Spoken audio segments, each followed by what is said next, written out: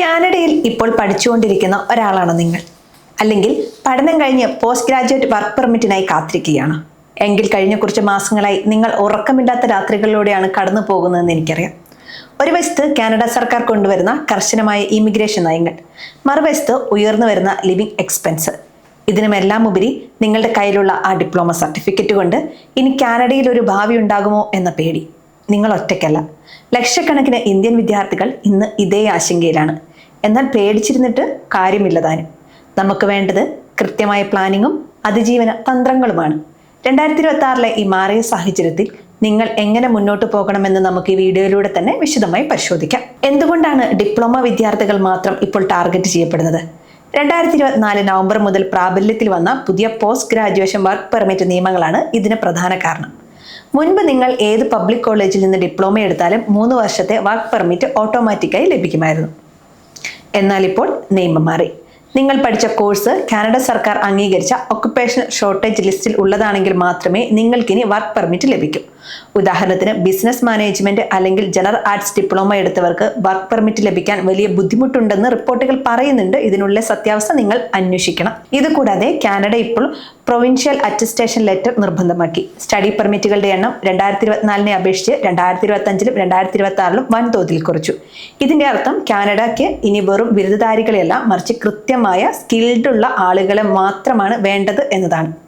നിങ്ങളുടെ ഡിപ്ലോമയ്ക്ക് പ്രസക്തി ഉണ്ടോ എന്നറിയാൻ ആദ്യം നിങ്ങൾ പരിശോധിക്കേണ്ടത് കാനഡയിലെ 5 പ്രധാന മേഖലകളാണ്. 2026 കാനഡ കൈവിടാത്ത ചില മേഖലകളുണ്ട്, അത് ഇനി പറയാം. ഒന്നാമത്തേത് health care, nursing, laboratory technician, home care assistant. ഇതൊക്കെ കാനഡയ്ക്ക് ആവശ്യമാണ്.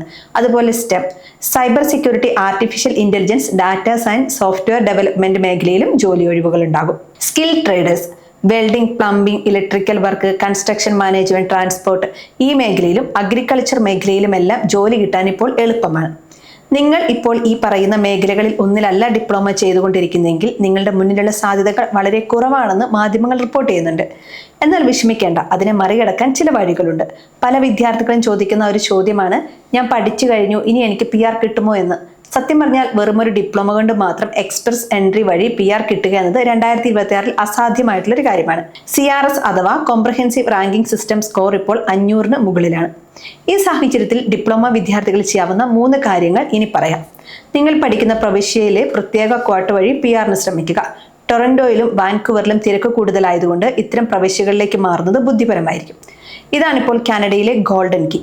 ഫ്രഞ്ച് ഭാഷയിൽ ഒരു ബേസിക് പ്രാവീണ്യം നേടിയാൽ നിങ്ങൾക്ക് എക്സ്പ്രസ് എൻട്രിയിൽ ലഭിക്കുന്ന ബോണസ് പോയിന്റുകൾ നിങ്ങളുടെ PR ഉറപ്പാക്കും.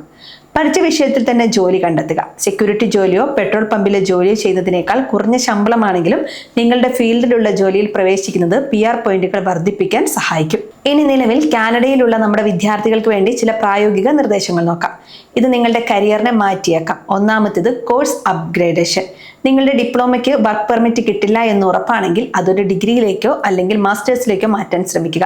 മാസ്റ്റേഴ്സ് വിദ്യാർത്ഥികൾക്ക് 2026 വലിയ ഇളവുകൾ ലഭ്യമാണ്. 2 റെസ്യൂമെ ബിൽഡിംഗ്.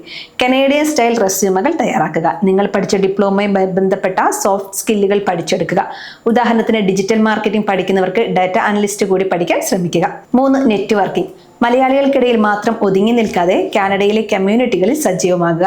റഫറലുകൾ വഴി ജോലി കണ്ടെത്താൻ ശ്രമിക്കുക. 4 സാമ്പത്തിക അച്ചടക്കം. ഇപ്പോൾ കാനഡയിലെ അവസ്ഥയനുസരിച്ച് പണം കരുതി വെക്കേണ്ടത് അത്യാവശ്യമാണ്. അനാവശ്യമായ ആഡംബരങ്ങൾ ഒഴിവാക്കി നിങ്ങളുടെ വിസ നീട്ടുന്നതിനോ അല്ലെങ്കിൽ മറ്റൊരു കോഴ്സ് ചെയ്യുന്നതിനോ വേണ്ട ഫണ്ട് ഇപ്പോഴേ കയ്യിൽ കരുതണം.